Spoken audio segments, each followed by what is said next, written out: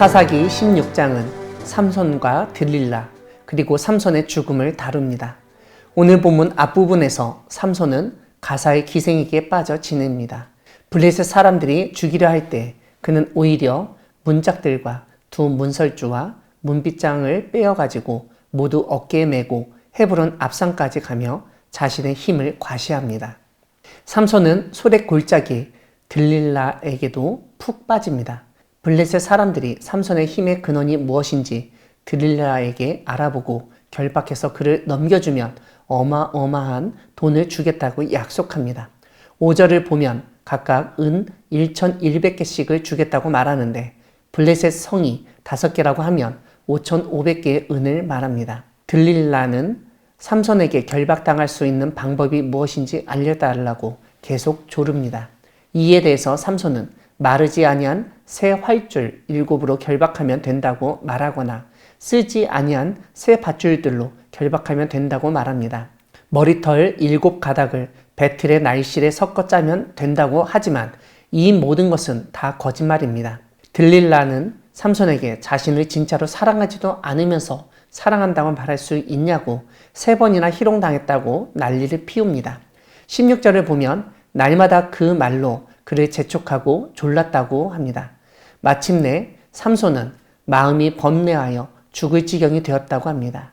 그래서 삼손은 머리카락이 밀리면 힘이 떠나고 약해진다고 진실을 알립니다. 결국 블레셋 사람들은 삼손을 잡아서 일단 그의 눈을 뽑아버립니다. 그리고 힘이 없어진 삼손을 놋줄로 단단히 매고 옥에서 맷돌을 돌리게 합니다. 그렇게 지내던 가운데 머리카락이 하나도 없이 밀렸던 삼손의 머리에서 머리카락이 다시 자라기 시작했습니다. 얼마 지나지 않아 블레셋 사람들이 자신들의 신 다곤의 신전에 모여 제사를 드리고 삼손을 자신들에게 넘겨주었다고 찬양합니다. 그런데 우리가 앞에서 보았듯 삼손을 넘겨준 사람은 들릴라였고 그 들릴라를 움직인 것은 막대한 돈이었습니다. 즉 블레셋 사람들이 섬기던 신은 그와 같은 돈을 주는 물질적 풍요와 관련된 신이었던 것을 알 수 있습니다.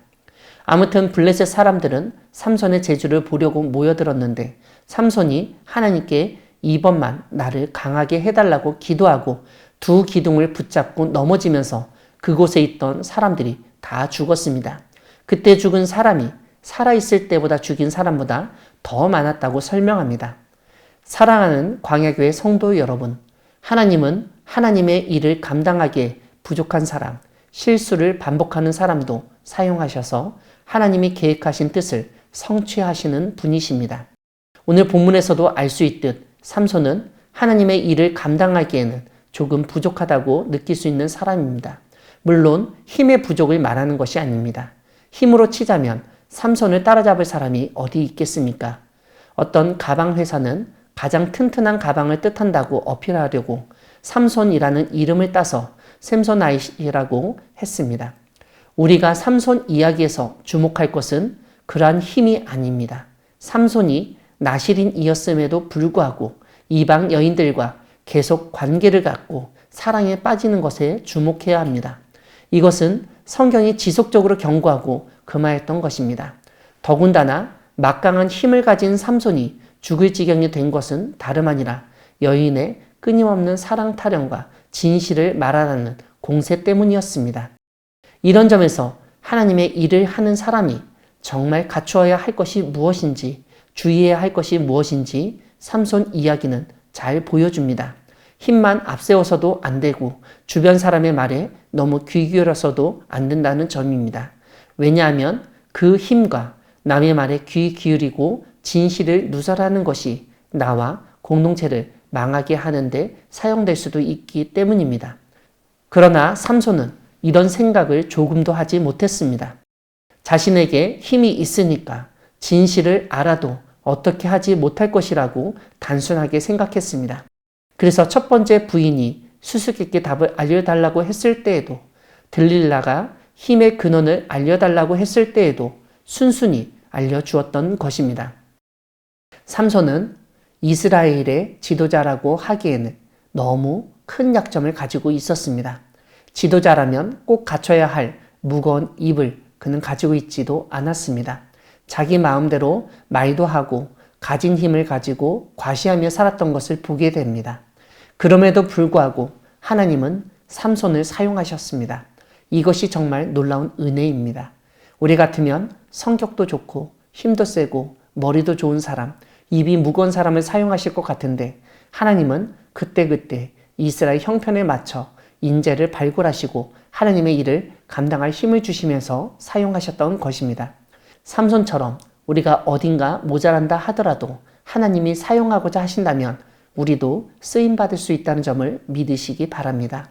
하나님 앞에서 너무 완벽주의자가 되려고 하기보다는 하나님에게 쓰임받고자 하는 사람이 되기를 바랍니다.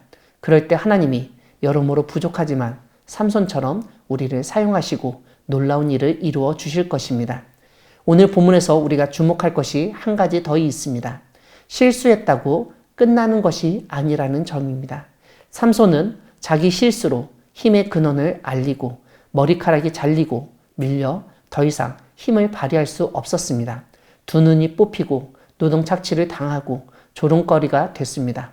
그런 가운데 주님께 기도하여서 다시 머리카락이 나서 살아있을 때보다 죽을 때 죽인 블레셋의 숫자가 많았다는 기록을 남겼습니다.